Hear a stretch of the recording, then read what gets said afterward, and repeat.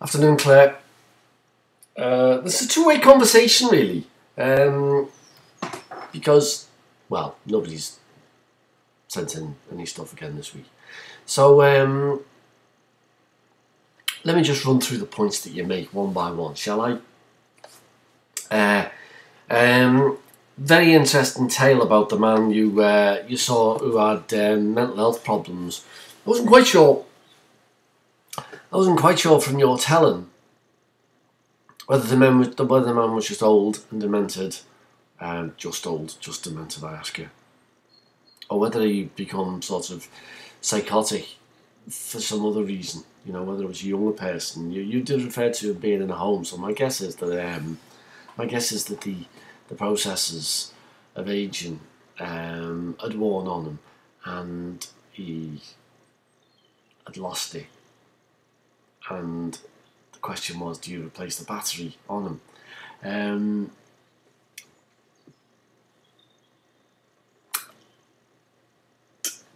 These are among the hardest questions you can even imagine, aren't they? Certainly, and I guess that it's questions like this where the doubt starts to crop up in nurses in particular as to whether or not they would want this as a procedure done on them or their family members. You know, I don't know. My guess is that they played for safety. That's my guess. They played for safety and they replaced the battery. That's my guess. Whether that's morally defendable is a whole other question. And really, I don't know. The thing is that if you're a nurse and you work in the coronary care unit and you stand there observing, okay, you're a participant in the conversation around this as a subject, and you can take a sort of, in a way it's a luxurious position, isn't it? That you can take an attitude, and no matter what attitude you express, it's not going to land on you, the decision, and it's not going to land on you, the appearance at the coroner's court, if it all goes wrong, the decision-making process that you've made. And I feel for our medical colleagues. I mean, look, I know it's often consultants who do this sort of work, consultants and registrars, but I feel for them. I wouldn't want that sort of responsibility to land on me. I don't know how they sleep at night, you know, because in the situation that you described there, replace the battery on a person who's clearly suffering, and you've got one set of moral problems to do with quality of life and suffering and fear, and don't replace the battery. And who made you God? You know, I don't know. I really don't know what way you go about it. And you know as well as I do that the majority of nurses take the view that patients are kept going when you should really back off and let nature take its course. That strikes me as being kind of the normal opinion among the majority of nurses. But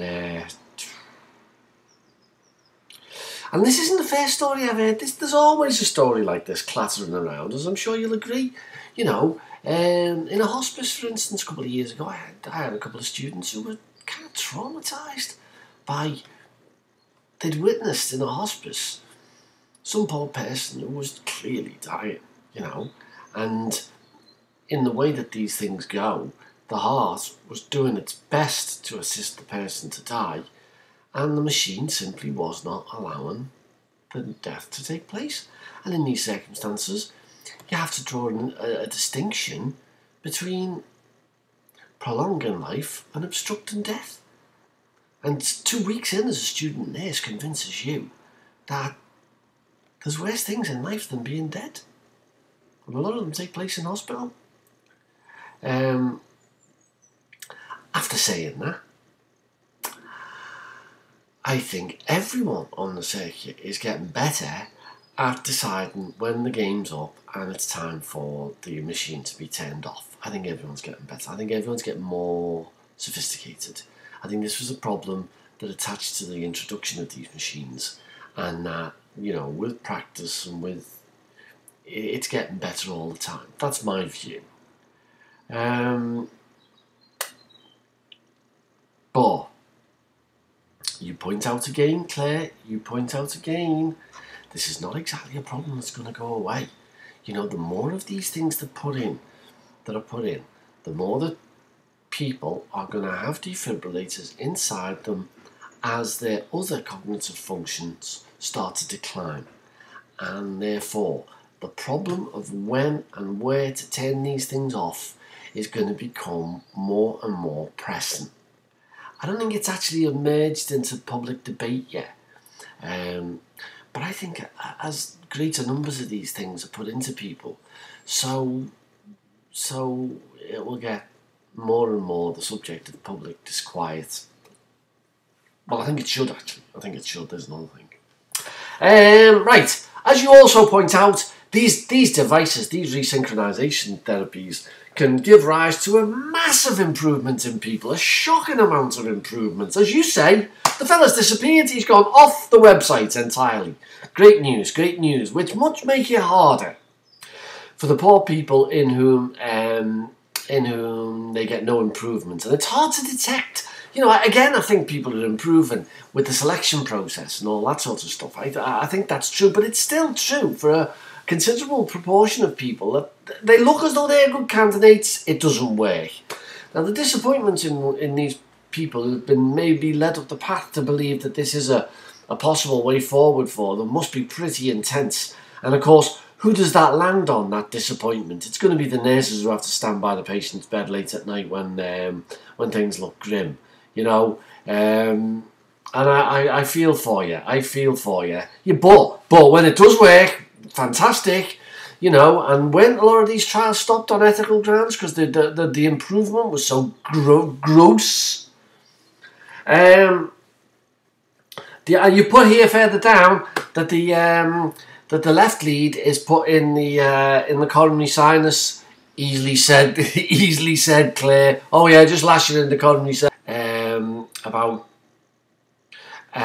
when I'm demonstrating the pig's heart. You know, if you have the heart in front of you outside the body, it's difficult to know where it is they put this damn wire.